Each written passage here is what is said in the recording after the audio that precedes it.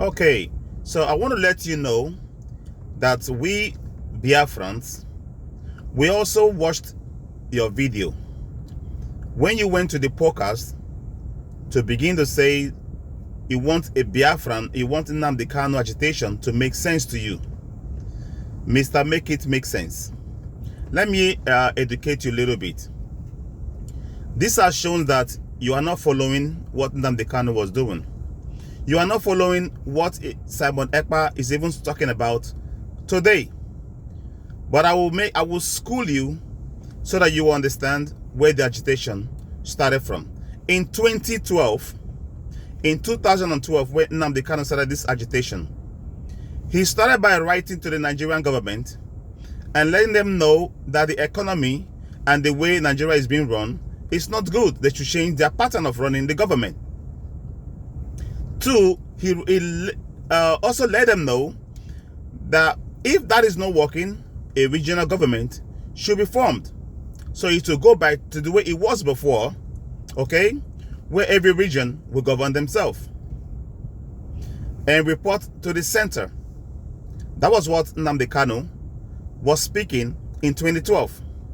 It lingers like that until 2014, when a challenges came in against Nnamdi Kanu by the same Nigerian government that you are speaking for. Then the narrative changed. If they will not listen, then Biafra has to go and form their own government. Mr. Make It Make Sense. If you had followed from 2012 a whole 2 years without understanding what Kanu was talking about, that means you are not following.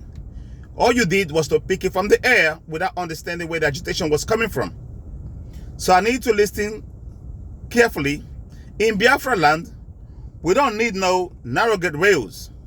There are other pattern of installations or transroad which we need and which we have proposed and which we are going to do. Okay?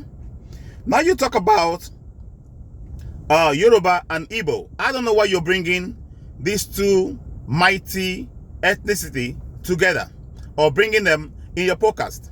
But let me educate you a little bit.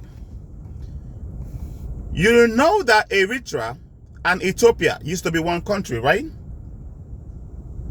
Eritrea separated from Ethiopia. Most of my friends that are Ethiopians married Eritrean women because they speak virtually the same kind of dialect. But at the same time, they separated. Ethiopia went their way, Eritrea went their way. Are they still married? Yes. Are they still having common traits together? Yes. Are they still having mutual communication and mutual business related? Yes. So I want to take that note out of your mindset. If Nigerians separate and Biafra goes their way, they still have to do business with the sons of Oduduwa. And the sons of Oduduwa will do some business with Biafrans. The same with the Arewats and every nation that decide to break out of Nigeria. Do you now understand what I'm saying? So if you sit right there without understanding what the agitation is all about, all you need to do is to get yourself out of that podcast and go and do investigation and ask questions. Find out where, when, how the agitation started from Nnamdi Kanu when he started it. All right? When Nnamdi Kanu started it. You would have go and ask Simon Ekpa at the same time, or find a way to reach him and find out what is the purpose without coming to the podcast and speak stuff you don't even know nothing about.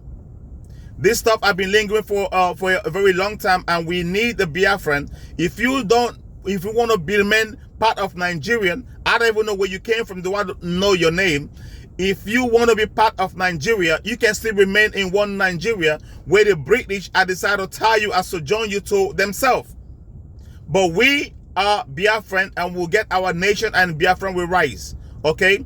All you need to do is to go and do more research about Biafra. Do more research about what causes the Abori Accord meeting and the war in 1967. All right? Now, after then, you come back to Wazirike, where he started his own agitation and how the government bribed Wazirike, and Wazirike shut the fuck up till today.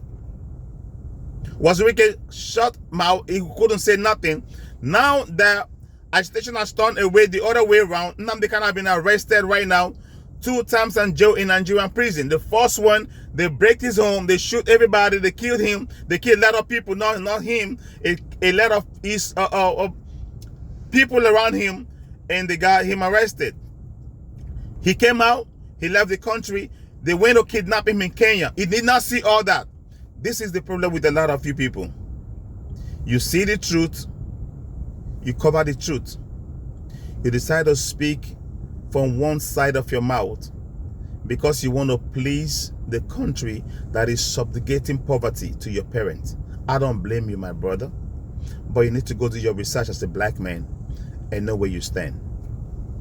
All hail Biafra.